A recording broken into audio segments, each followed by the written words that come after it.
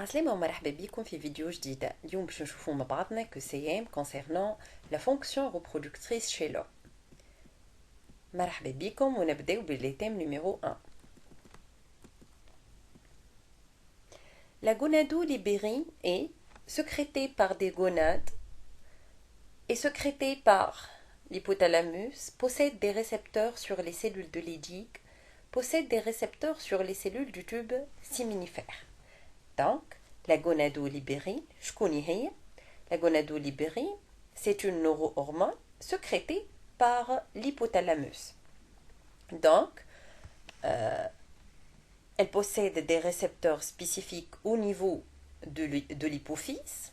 Donc, elle ne possède pas des récepteurs sur les cellules de Leydig, ni au niveau des cellules du tube séminifère. Donc, la gonadolibérine, هي اللي شفناها هي GnRH. Item numéro 2. Une spermatogonie subissant une mitose engendre deux spermatocytes 1 diploïdes, deux spermatocytes 1 haploïdes, deux spermatogonies diploïdes, deux spermatogonies haploïdes. Donc, la mitose est un processus de division conforme.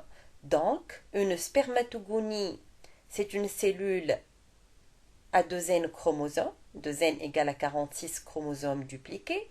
Si elle subit la mitose, on va obtenir deux cellules, c'est-à-dire deux spermatogonies à 2 N chromosomes égale à 46, donc deux spermatogonies diploïdes.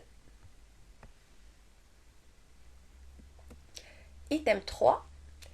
La testostérone est sécrétée par l'hypophyse, les cellules de Sertoli, les cellules de Leydig, les cellules germinales du tube séminifère. La testostérone est sécrétée par les cellules interstitielles de Leydig. Item 4. Chez l'homme, les cellules germinales à 23 chromosomes sont les spermatides, les spermatocytes 1, les spermatocytes 2, les spermatogonies. Donc les cellules germinales à 23 chromosomes, c'est-à-dire on subit la maturation. Les spermatocytes 2 et les spermatides. On sait très bien que les spermatogonies ainsi que les spermatocytes 1 sont à 2 N égale 46, donc diploïdes. Item numéro 5. La prostate intervient dans la formation des spermatozoïdes, intervient dans la formation du sperme, est une glande exocrine, est une glande endocrine. On a vu ensemble que la prostate intervient dans la formation du sperme, donc c'est une glande annexe qui produit un liquide riche en enzymes. Donc la prostate ne produit pas d'hormones, donc il s'agit d'une glande exocrine et non pas endocrine. Donc les réponses juste B et C. Item numéro 6. Les structures testiculaires ayant une fonction endocrine sont les cellules de Leydig, les cellules de Sertoli, les spermatides, les spermatogonies. C'est-à-dire une fonction endocrine, c'est-à-dire ils sécrètent des hormones et qui, bien sûr, ces hormones agissent par voie sanguine. Donc les structures testiculaires présentant cette fonction sont les cellules de Leydig qui produisent la testostérone et les cellules de Sertoli qui produisent l'inhibine. Item numéro 7. L'inhibine est une hormone qui freine la sécrétion de LH, active la sécrétion de FSH, sécrétée par les cellules de Sertoli, active la multiplication des spermatogonies. Donc l'inhibine, elle est sécrétée par les cellules de Sertoli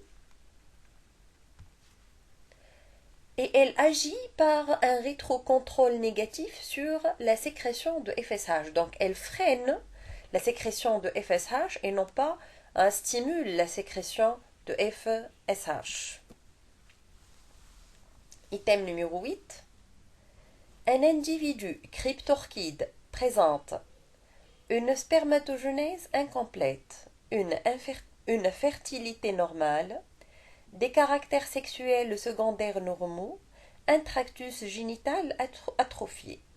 Un individu cryptorchide, c'est-à-dire un individu atteint de la cryptorchidie, qui est une anomalie qui affecte la descente des testicules au niveau des bourses à la naissance, les testicules de ces individus présentent un tissu interstitiel intact, c'est-à-dire il y a production de la testostérone, mais les tubes séminifères sont vides. Donc, une spermatogenèse incomplète et des caractères sexuels normaux. Item numéro 9. Chez l'homme, la production des spermatozoïdes est continue de la vie fœtale jusqu'à la mort, continue de la puberté jusqu'à la mort, est stimulée par l'action combinée de LH et de FSH, est stimulée directement par la FSH. Les réponses justes sont B et C. Item numéro 10. Une baisse de la sécrétion de testostérone en dessous de la valeur normale est corrigée par une stimulation des cellules de Leydig par la LH, une stimulation des tubes séminifères par la FSH, une levée de l'inhibition sur le complexe hypothalamo-hypophysaire, un rétrocontrôle négatif de la testostérone sur l'hypothalamus. Donc s'il y a une baisse de la sécrétion de testostérone, il y a levée de l'inhibition sur le complexe hypothalamo-hypophysaire, car on sait très bien que la testostérone agit par rétrocontrôle négatif sur le complexe hypothalamo-hypophysaire. Donc, cette levée de l'inhibition engendre une augmentation de la sécrétion de GnRH ainsi qu'une augmentation de la sécrétion de LH qui va stimuler la production de la testostérone par les cellules de Leydig. Donc, les réponses justes sont A, une stimulation des cellules de Leydig par la LH et une levée de l'inhibition sur le complexe hypothalamo-hypophysaire. Merci pour votre attention et à la prochaine.